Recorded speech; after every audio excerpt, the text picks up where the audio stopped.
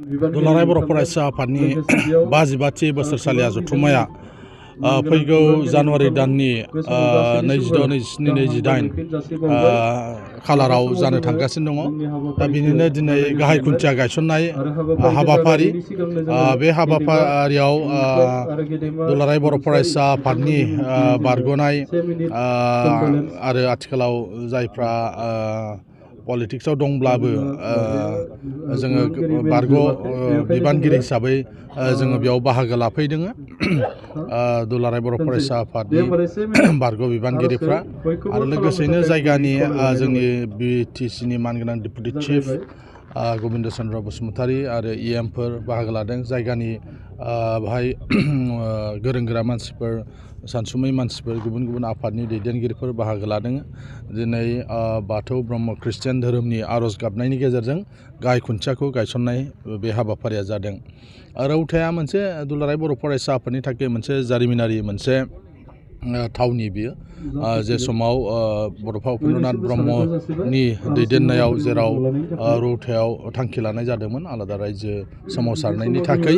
थ' बेबायदि मोनसे जारिमिनारि मोनसे जायगायाव फिन दुलाराय बर' फरायसा आफादनि 52थि बोसोरसालिया जथुम्मा, बे जथुम्माखौ खुंफुंनो लादों। मिजिंथिदों बे ओनसोलनि रायजो राजाफ्रा बयबो मदद आरो हेफाजाब होनानै दुलाराय बर' फरायसा आफादनि जे बोसोरसालिया जथुम्मा बे गाहामै गाहाम खुंफुंजागोन। दुलाराय बर' फरायसा आफादा माहारिनि सिनस्रि मोनसे आफाद। बे फरायसा आफादा गोबां मावनो गोनां हाबाफारिफोर दङ। बर'नि राव, थुनलाइ, हारिमु, आसार खान्थि, दोरों फोथांनानै लाखिनो थाखाय बर' बिजोंनि सायाव गोबां खामानि मावगासिनो दं, जाहाथे क्वालिटि एजुकेसन लाबोनो हायो, गोजौ सोलोंथाइ मोननो हायो। जोंनि बर' फरायसाफ्राबो जाहाथे UPSCफ्राव मोजाङै मोजां बोसोरफ्रामबो माने क्रेक खालामनो हायो।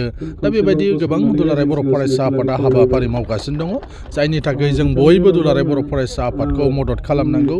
बेल'नो मोनसे बर'नि फरायसा आफाद, बर'नि सिनस्रि मोनसे आफाद, जे फरायसा आफादा गासैबो इसुफोरखौनो लानानै खामानि मावग्रा मोनसे आफाद। बेनिखायनो बे आफादखौ बयबो अनसायनांगौ। बिनि थाखाय आङो बे समाव बयखौबो नोंथांमोननि गेजेरजों रायजो राजाफोरखौ आं खावलायहरदों।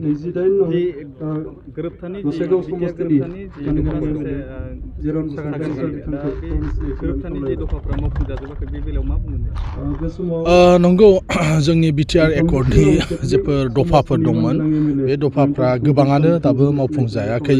जों बयबो मिथिगौ जे एकर्ड जाखांनायनि उनाव जों मा थासारिजों मोगा मोगि जानो गोनां जायामोन।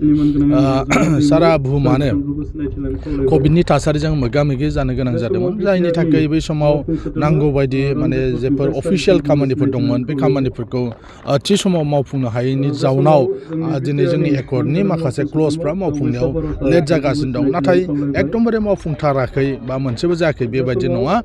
जेरै 6.3 क्लज माने स्कुल कलेज प्रभिन्सियेलाइजनि बाथ्रा, बेबायदि बेयावबो सावरायबाय थानाय जादों। आरो दा जोंनि माखासे बेवहाय बेले बेजे नुजाथिदोंमोन मोनसे समाव, दा बेफोरखौ स्र' खालामनो थाखाय सरकाराबो मावगासिनो दङ, जायनि थाखाय LP स्कुलनिफ्राय हाथ'वाखै, खिन्थु नाथाय डिग्रि कलेजनिफ्राय प्रभिन्सियेलाइज खालामनायनि जे हाबाफारि, बे हाबाफारिखौ लानाय जादों। हा हुनि पाट्टा, बे हा हुनि पाट्टाफोरखौबो होगासिनो दं जायगा नायै जायगा, जेराव सेरिमनियेल डिस्ट्रिबिउसन खालामजायो बेयाव खालामदों। जेराव एसे गुबुन हारिफोरनि नोजोरा मोजां नङा, बिसोरो मेगन सायो, दा बेबायदियाव सिरि सिरि होनाय जादों। दा बेबायदिजों हा हुनि पाट्टाफोरखौबो होनाय जादों। सिमा लावनायनि जे खामानि, बे खामानिया मावजागासिनो दङ, जायनि थाखाय दिनै सनितपुर बायदि जिल्लायाव बेबायदि हा रानग्रोनाय जादों। मानोना बेखौ माने न' मेन्स लेन्ड बायदि एनक्रचार एरिया होननानै सरकारा सानो। बाहाय जोंनि खुनु मानसि गैया बेबायदि सानोमोन, मानोना बेयाव पन्सायत गैया, भट होनो मोना, पन्सायतआव बाहागो लानो मोना, बेबायदि ओनसोलमोन 5नि बारबानो। दा बेनिखायनो दिनै हा हुनि पाट्टाफोरखौ होग्रोनाय जादों। सेरिमनियेल दाख्लैसो 1300निबो बारा हा हुनि पाट्टाफोरखौ होनाय जाबाय। दा बेबायदि बहाबा स्रोद होनाय जादों। दा बेबायदिनो क्लज बाय क्लज खालामदों। आरो बावैनो जुदि स्पेसियेल पेकेज फैनांगौमोन दंमोन, आरो बे स्पेसियेल पेकेजनि गेजेरजों बिटिआर एकर्डआव मोननाय जेफोर इन्स्टिटिउसनफोर दङमोन, बे इन्स्टिटिउसनखौ माने गायसननाय जागोन। दा बेनि गासैबो DPRफ्रा रेडि जानानै दंखाजोबो। जास्ट माने मिरु सरकारनिफ्राय जुदि रां जुदि सौफैयोब्ला लोगो लोगोनो बे इन्स्टिटिउसनफोरखौ गायसननो लानाय जागोन, जायनि थाखाय दा हा हु गासैबो थाम थिम जानानै दंखायो।